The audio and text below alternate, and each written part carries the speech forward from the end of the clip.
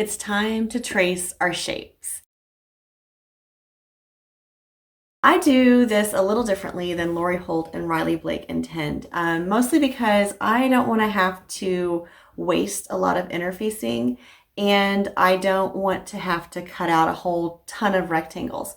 So instead of cutting out all the interfacing rectangles or shapes or whatever that they have in the cutting guide, what I do is I trace all of my shapes onto one big piece of interfacing, and I trace them by shape number.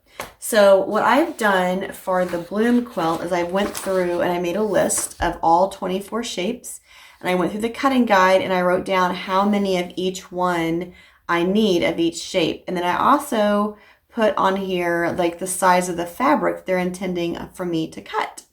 So, and I will be sharing this. It's in the description box below. It's not that, it's not, you know, I'm fine with sharing it. So basically what I'm going to do is I'm going to use this list and I'm going to go through all of my shapes and I'm going to trace them. So I use Pellon 30 interfacing. You can get this at Joann's. It's a lightweight stabilizer in Pellon 30. I've also used some featherweight interfacing. I felt like that was a little too thick. This is, you know, as it says, it's a lightweight interfacing, so it should be very comparable to what she has out under her name. But again, I like to save money where I can, and this gets the job done, and I haven't had any issues with it. Now, I will say that I have not washed my applique quilts because they hang in my living room, and then I take my vacuum cleaner and kind of dust them off, and then I take them outside and I shake them too. So I don't launder them because I don't sleep under them. So if you do, then you might want to do a small sample and throw it through your washing machine a couple times and see what you think. But like I said, it's a lightweight stabilizer, so it should hold up fine, and it's Pellon, so it's a good brand. And you're going to be sewing your fabric onto it and turning it out, so it should hold in place quite well. But I just wanted to disclose that information just in case that might be a concern in your mind. All right, so for the Sew Simple Shapes, my Bloom series is a set A. What I have done is I've put them on a library ring, and they are in numerical order. And I do this just in case I need another one at some point in time, or if I'm looking for a specific shape that I want to use for a different block, then it's easy to find it. I don't have to dig through the whole bag to find number 3 when it should have been right there at the beginning. So I'm going to start tracing all of my shapes, and then I will kind of explain what I do next with the interfacing. I'm using a Graph Gear 1000 mechanical pencil, and I am using my cutting mat underneath my interfacing just to give a little padding for when I'm tracing my shape.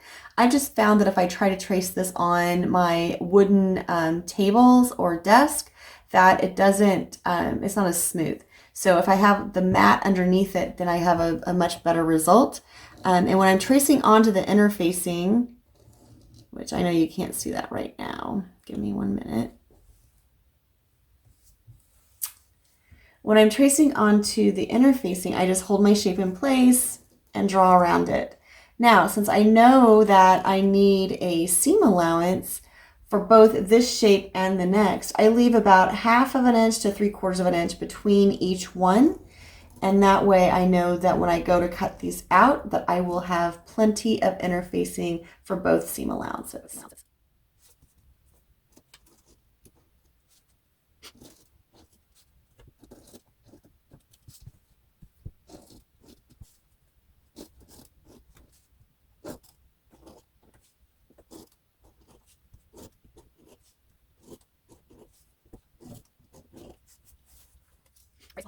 All right, so the last thing I do before I move on to the next shape is I just go back and put the number in the middle of each one for that shape.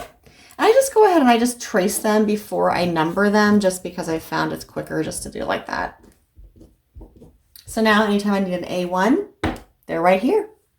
And I'll move on to A2 and keep on working down the list.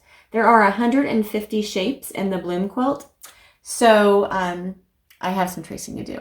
We'll catch back up soon. Okay, that took a little bit, but I have all of my shapes traced onto my interfacing. And then what I like to do is kind of like cut them apart. So this first one is like 1 through 6, and then I have 7 through I think 18, and then 19 through 24. So that's all the shapes that I'm going to need to make this quilt. So the next thing that I'm going to do, and this is going to be a little different depending on which quilt you're making. The Bloom cutting guide is actually really kind of neat because, let me grab this real quick.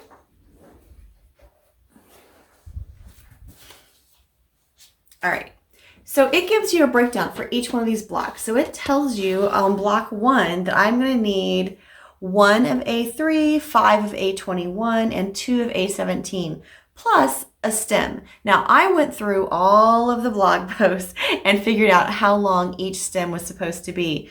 So I also made a little note on here for the stem sizes for each one of my blocks.